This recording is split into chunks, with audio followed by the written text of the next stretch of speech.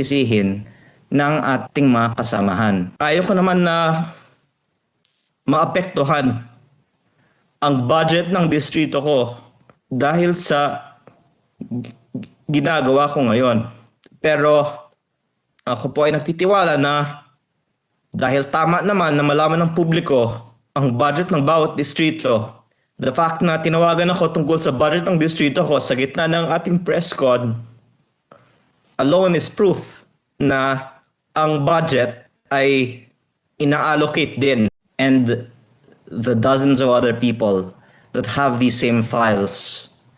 Yusek Claire Castro will make a fool of herself because Secretary Vince and many other people will confirm the authenticity of the file that I've uploaded. Kasi sabi ni Sec Vince sa akin na isa sa publiko niya. Aaminin ko din po, marami sa Kongreso, nung sinabi ko gusto kong mag-privilege speech para isa publiko ito, nakiusap sa akin na wag isa publiko ito. Kaya mas gusto ko sana na si Sec Vince na lang ang magsasapubliko nito para hindi ako ang sisisihin ng ating mga kasamahan. Ayoko naman na maapektuhan ang budget ng distrito ko dahil sa ginagawa ko ngayon.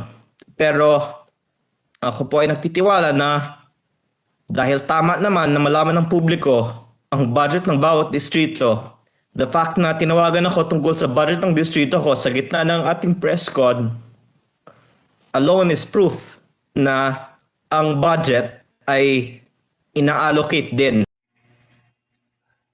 Idol kong Leveste, okay lang yan, Lods. Alam mong pinaglalaban mo lang ang iyong nalalaman sa Kongreso. So, keep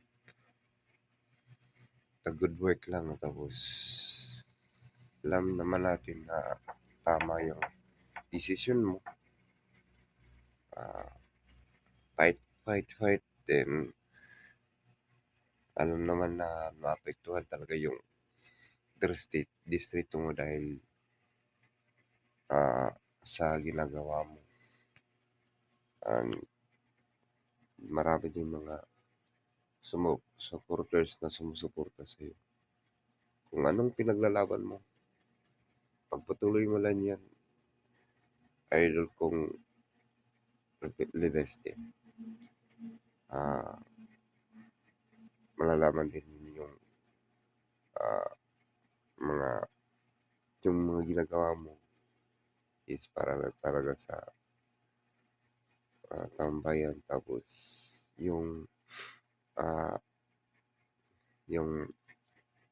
pagiging tapat mo ay alam yan ng mga tao ng distrito mo.